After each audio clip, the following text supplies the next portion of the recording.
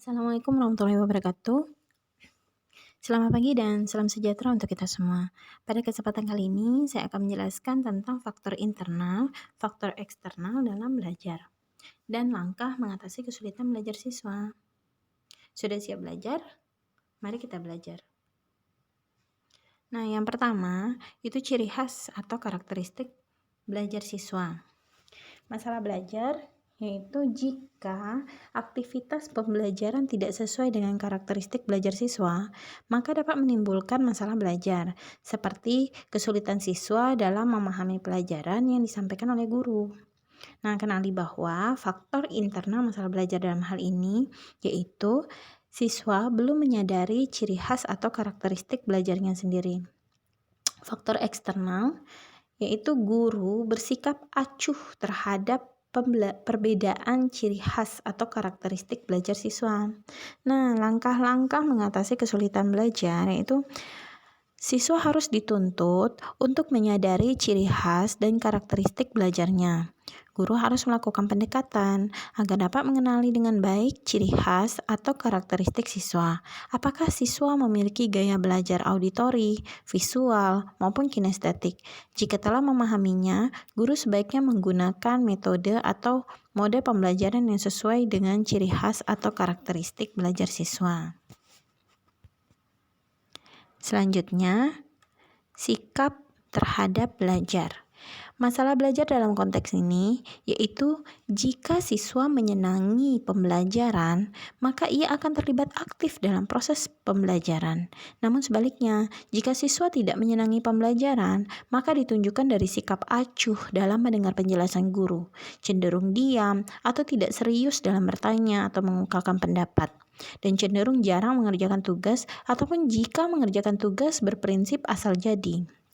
Faktor internal dalam hal ini yaitu kurangnya kesungguhan siswa dalam mengikuti pembelajaran yang ditunjukkan melalui aktivitas fisik berupa sikapnya saat proses belajar berlangsung. Faktor eksternalnya yaitu lingkungan belajar yang kurang kondusif dan kurang menyenangkan bagi siswa. Nah, bagaimana langkah-langkah mengatasinya? Nah, seorang guru harus berupaya menciptakan lingkungan pembelajaran yang kondusif, aktif, dan menyenangkan bagi siswa, sehingga siswa memiliki ketertarikan untuk ikut berpartisipasi secara aktif dalam proses pembelajaran yang berlangsung. Misal menggunakan media belajar yang inovatif dan metode atau mode pembelajaran yang tidak monoton dan sesuai dengan materi yang akan disampaikan. Menggunakan media pembelajaran teknologi dengan menggunakan aplikasi-aplikasi yang menyenangkan bagi siswa. Nah, lanjut lagi ke motivasi belajar ya. Nah, masalah belajarnya yaitu jika siswa memiliki motivasi belajar, maka siswa akan cenderung lebih semangat dalam mengikuti aktivitas pembelajaran yang berlangsung. Sebaliknya, motivasi belajar yang kurang menimbulkan minat atau kemauan belajar yang rendah. Nah, faktor internal masalah belajar ini yaitu kurang kuatnya motivasi internal atau kemauan siswa untuk belajar. Motivasi itu merupakan suatu dorongan untuk menggugah energi dalam seseorang agar mau melakukan aktivitas tertentu. Motivasi internal atau intrinsik adalah motivasi yang berasal dari dalam diri seseorang. Siswa yang motivasi internalnya rendah biasanya belum memiliki kesadaran dan alasan yang kuat memaknai pentingnya belajar, serta belum memiliki tujuan yang jelas untuk meyakinkan dirinya sendiri untuk apa mereka harus belajar, terutama pada materi yang akan disampaikan oleh guru. Faktor eksternal dalam masalah belajar ini yaitu guru tidak menyampaikan tujuan pembelajaran. Apersepsi pada kegiatan pembukaan pembelajaran belum sepenuhnya merata menggugah motivasi belajar siswa. Guru kurang memberikan motivasi eksternal atau ekstrinsik berupa penguatan baik dalam gestur tubuh, bahasa, dan mimik wajah. Nah, bagaimana langkah mengatasinya? Yaitu guru selalu mendahulukan pembelajaran dengan menyampaikan tujuan pembelajaran, manfaatnya, dan motivasi melalui apersepsi. Guru harus selalu memberikan penguatan dan umpan balik atas hasil capaian yang diperoleh oleh siswa. Misalnya, dengan memberikan ucapan wah bagus sekali, benar sekali, atau dengan memberikan tepukan tangan dan sebagainya. konsentrasi belajar. Masalah belajarnya itu konsentrasi belajar itu dapat dilihat dari bagaimana ekspresi atau mimik wajah siswa, gestur tubuh siswa. Jika siswa mengernyitkan alis, tatapan mata yang kosong atau melamun, belajar sambil tidur-tiduran, garuk-garuk kepala padahal tidak gatal, terus cemberut ya, memainkan wajah dengan tangan, terus sering bolak-balik ya, tidak tahan berada di tempatnya, di bangkunya, seperti itu ya. Nah, ataupun berbicara dengan temannya, membuat onar atau keributan, seperti itu ya. Nah, mungkin saja itu terjadi karena konsentrasi belajar siswa yang menurun. Nah, faktor internal masalah belajar yaitu siswa mengalami permasalahan, mungkin saja ada permasalahan dia yang secara internal. Mungkin saja dia itu broken home, atau patah hati, atau krisis ekonomi, belum sarapan, kurang tidur, emosionalnya lagi labil, dan sebagainya. Nah, faktor eksternalnya ini terkait dengan kondisi lingkungan yang mungkin kurang harmonis ya, dapat mempengaruhi konsentrasi belajar tentunya. Nah, bagaimana langkah mengatasinya? Nah, itu dengan cara guru itu harus memiliki sensitivitas dalam memperhatikan ekspresi siswanya dan memberikan pendekatan lebih bagi siswa yang kurang berkonsentrasi. Misalnya dengan memanggil siswa setelah jam pelajaran ya, dan melakukan pendekatan khusus secara bertahap sehingga siswa mau menceritakan permasalahan yang dialaminya. Dengan guru mengetahui hal tersebut, maka akan mudah dalam membuat atau mencari solusi penanganan yang tepat. Nah, lanjut lagi ke mengolah bahan belajar. Nah, di sini ya, masalah belajarnya itu mengolah bahan belajar yang dimaksudkan adalah bagaimana siswa itu dapat mengolah sendiri bahan belajarnya. Siswa mampu memanajemen catatan-catatan pelajarannya agar dia sendiri mudah mempelajarinya. Terus dapat merancang informasi tentang sesuatu hal dan merepresentasikannya dalam bentuk yang mudah dipahaminya. Nah, jika siswa tidak dapat mengolah bahan belajarnya sendiri, maka akan kecenderungannya itu siswa tidak dapat mengikuti pembelajaran secara optimal, tidak dapat mengulang lagi pembelajaran yang sudah diterimanya pada hari itu misalnya. Nah, kemudian faktor internalnya, siswa tidak dapat mengolah bahan ajarnya sendiri.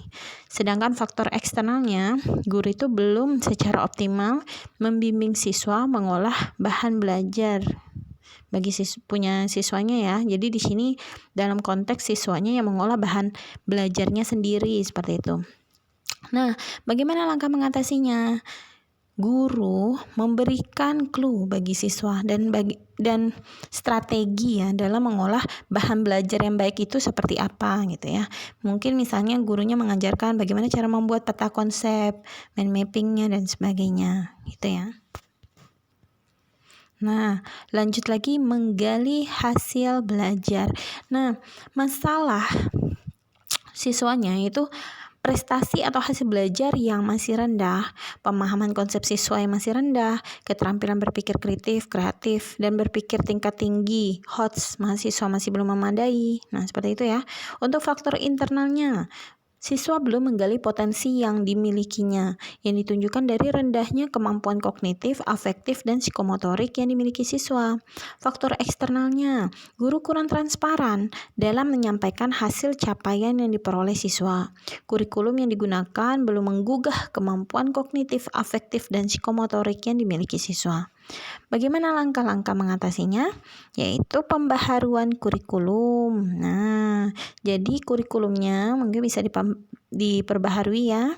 Kurikulum pembelajaran itu melalui evaluasi secara berkala. Nah, kemudian guru bersikap transparan dalam menyampaikan hasil belajar yang diperoleh oleh siswa. Misal dengan mengembalikan hasil koreksian pada siswa, dan siswa disuruh untuk memperbaiki hasil jawaban yang masih keliru. Guru membimbing siswa untuk terus meningkatkan potensi yang dimilikinya melalui penyampaian pertanyaan-pertanyaan ya yang memacu kemampuan berpikir siswa, dan guru membuat strategi evaluasi penilaian yang sesuai terhadap hasil belajar siswa. Next, rasa percaya diri ya. Masalah belajar ya. Di sini rasa percaya diri itu lebih dominan dipengaruhi oleh faktor lingkungan ya. Jadi faktor internalnya kurangnya rasa percaya diri dalam kurangnya rasa percaya diri siswa dalam mengungkapkan ide atau pendapat saat proses pembelajaran. Sikap siswa yang mungkin dia tertunduk malu, takut untuk disuruh maju ke depan kelas, ketidakmampuan siswa dalam mencerna pelajaran sehingga mengucilkan dirinya sendiri dari aktivitas pembelajaran, ketakutan siswa dibully ya jika melakukan kesalahan dalam menjawab pertanyaan oleh guru kan. Zaman sekarang kan sudah sering hal-hal seperti ini terjadi ya. Nah, jadi faktor eksternalnya, guru hanya dominan memberikan kesempatan dan pujian kepada siswa-siswa pilihan yang unggul di kelas, biasanya kan seperti itu ya. Lalu guru juga biasanya kurang perhatian mungkin ya kepada siswa yang kurang unggul di kelas, lingkungan kelas yang kurang komprehensif, sehingga cenderung memunculkan aktivitas bullying di kelas gitu ya. Nah, bagaimana langkah mengatasinya? Nah, guru itu harus menciptakan lingkungan kelas yang memiliki toleransi tinggi dalam menerima setiap respon dari siswa. Membiasakan keseluruhan siswa itu untuk saling menghargai dan menghormati jawaban atau respon dari setiap siswa yang disuruh oleh guru untuk tampil di depan kelas saat mengungkapkan pendapatnya dan lain sebagainya ya. Nah, walaupun siswa itu jawabannya mungkin ketika maju kurang tepat, tapi guru itu telah mengarahkan seluruh siswa untuk tetap menghargai apapun yang dilakukan oleh siswa seperti itu. Jadi tidak langsung membulinya seperti itu, tapi malah justru memberikan motivasi untuk siswa yang bersangkutan agar senantiasa terus memiliki rasa percaya diri dan memiliki peningkatan dalam kemampuan belajarnya. Seperti itu ya. Nah, tibalah pada akhir slide ini. Slide ini menandakan penghujung berakhir pula pertemuan kita hari ini. Sampai jumpa lagi di konten video pembelajaran saya selanjutnya. Salam sukses dan terima kasih. Wassalamualaikum warahmatullahi wabarakatuh. Bye.